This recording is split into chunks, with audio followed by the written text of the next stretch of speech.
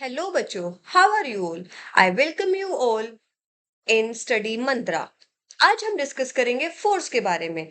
तो बिना किसी टाइम को वेस्ट किए हुए हम शुरू करते हैं। सबसे पहले जानते हैं फोर्स होती क्या है। कोई भी पुश कर रहा है, कोई भी धक्का दे रहा है, कोई भी अपनी तरफ पुल कर रहा है, खींच रहा है, स्ट्रेच कर रहा है, तो हम क्या कर रहे हैं बच्चे, उस पर फोर्स अप्लाई कर रहे हैं। तो बेसिकली वी कैन राइट कि कोई भी पुश हो रहा है, कोई भी पुल हो रहा है जो चेंज कर दे बॉडी के मोशन को और शेप ऑफ द ऑब्जेक्ट को, उसी को हम क्या बोलते हैं बेटे, उसी को हम फोर्स बोलते हैं। बात करते हैं फोर्स को हम डिनोट किससे करते हैं। फोर्स को हम डिनोट करते हैं बाय द लेटर।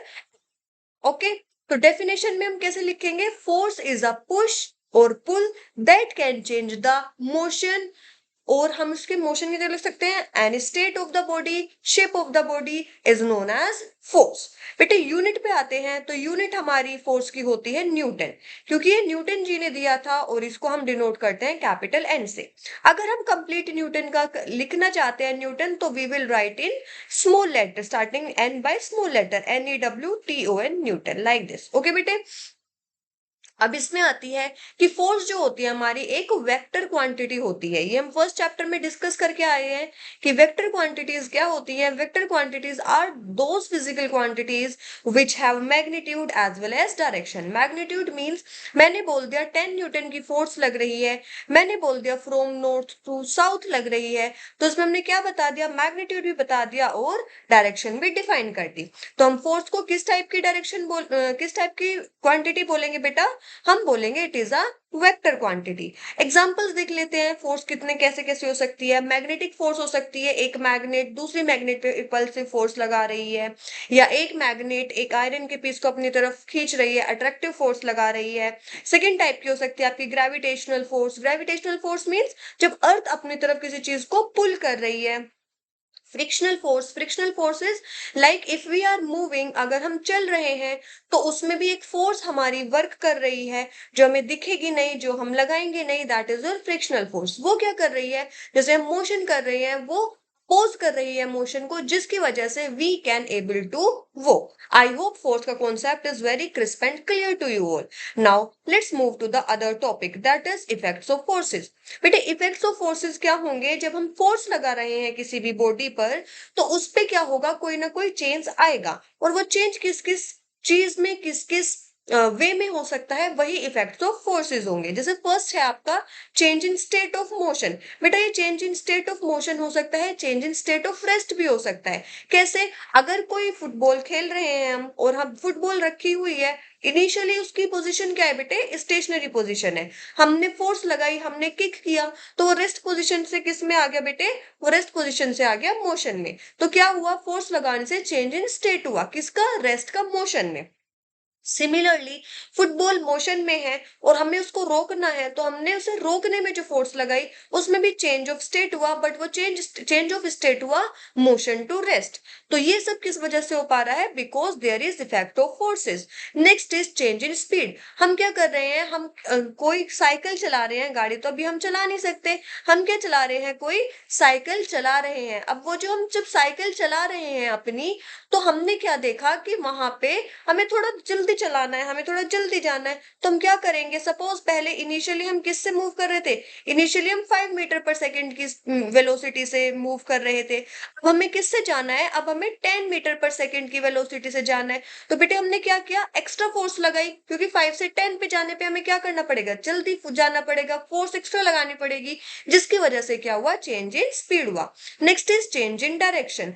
अगर हमें चेंज इन डायरेक्शन करना है, बॉलर क्या कर रहा है, बॉलिंग कर रहा है, बैट्समैन ने उसको फोर्स के साथ साथ एक डायरेक्शन भी दे दी, उसने डायरेक्शन दे दी, और वो क्या हुआ, आपका चेंज इन डायरेक्शन हुआ by the implementation of force. Next is change in shape. बेटे इसके लिए आप क्या करें, इसके लिए आप एक बलून ले ले, इसके लिए क्ले ले ले, इसके लिए आप रबर बैंड ले ले, कुछ भी ले ले, तो आप क्या करेंगे, जब उस पे आप फोर्स अप्लाई करेंगे तो आपको शेप चेंज होती हुई दिखेगी। बेटे इसमें एक हम ये भी लिख सकते हैं कि शेप के साथ साथ हमारा इसमें साइज भी चेंज हो सकता है। तो इफेक्ट्स ऑफ फोर्सेस को जल्दी से रैप अप कर लेते हैं। Effects of forces can be change in state, that can be motion, that can be rest, change in speed, change in direction, change in shape and change in size. Now next move to balanced and unbalanced forces. बेटा balanced force क्या होती है? अच्छा, balance है अगर कोई चीज तो इट मींस ना वो लेफ्ट साइड मूव करेगी ना वो राइट साइड मूव करेगी। जैसे इसमें सपोज कर लेते हैं, यहाँ पे ये जो आपका ये एक ब्लॉक है, इस ब्लॉक को ए पर्सन क्या कर रहा है, अपनी तरफ खींच रहा है और बी पर्सन अपनी तरफ खींच रहा है। इसको हम चिंटू मिंटू की टीम भी मान सकते हैं। Chintu is team B, Chintu Mintu is team A. Tug of war खेल रहे हैं, दोनों कैप्टन है, दोनों क्या कर रहे हैं, अपनी पूरी जान लगा रहे हैं दोनों एक तरफ को अपनी टीम को जिताने के लिए। बेटा क्योंकि इसमें क्या लग रही है, इसमें हमें ये ध्यान देना है because there is net force is 0। बिकॉज इधर भी 10 न्यूटन की फोर्स लगी और इधर भी 10 न्यूटन की फोर्स लगी। अगर 0 फोर्स लग रही है और ऑपोजिट डायरेक्शन में है तो उस फोर्स का बॉडी पर इफेक्ट भी क्या होगा, 0 होगा। That is no change in motion, no change in rest, no in direction, shape, size, कुछ भी चेंज नहीं होगा।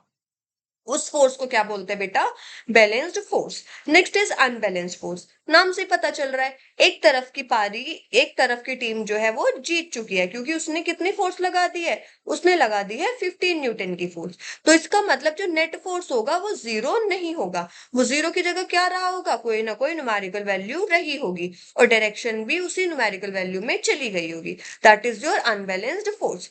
नेक्स्ट इज योर नेक्स्ट आपका आ जाता है एवरीडे एग्जांपल्स ऑफ फोर्स। इसमें क्या होगा बेटा, हम डेली लाइफ में जो जो चीजें कर रहे हैं उसमें कैसे रिलेट कर सकते हैं। जैसे अभी हमने डिस्कस किया कि हम पुश कर रहे हैं, पुल कर रहे हैं, डोर को ओपन कर रहे हैं, क्लोज कर रहे हैं, that is effect of force. अगर हमने क्या किया, कार्ट को पुल किया या पुश किया, that is also effect of force. Stretching of rubber band, gravity is a force, magnetic attraction of a force, frictional is a force. ये सारी चीजें हम डिस्कस कर चुके हैं। सो आई होप आपको ये सारी चीजें समझ में आ गई होगी। This is the introduction of chapter force. अब हम नेक्स्ट वीडियो में लेके आएंगे न्यूटन के 3 लॉज जो हमें क्या डिफाइन करने में हेल्प करेंगे, effects of forces. Thank you बच्चे। ऑल्सो कमेंट डाउन कि क्या क्या आपको टॉपिक्स चाहिए so that we can relate it out. Thank you.